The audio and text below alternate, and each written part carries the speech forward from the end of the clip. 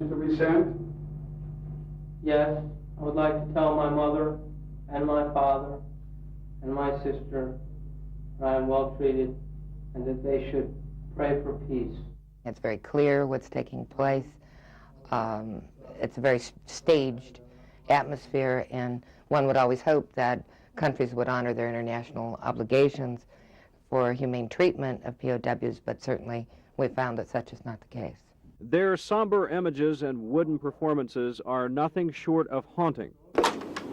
Good afternoon, League of Families. National POW support groups have been flooded with calls from people all over the country expressing outrage over the Allied POWs clearly under duress.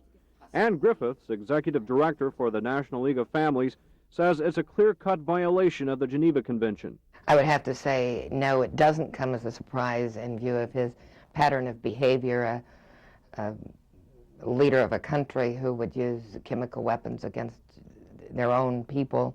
Nor did it come as a surprise to President Bush, who, upon returning from Camp David, expressed outrage over the use of Allied POWs as human shields. This is not going to make a difference in the prosecution of the war against Saddam. It's not going to make a difference. I've said that before. I said that when he brutally held hostages that numbered up into the thousands.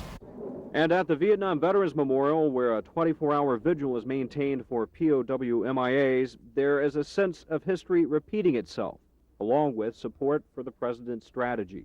I really can't speak for the prisoners of war themselves, but I'm sure that they would want no changes made because of where they are at.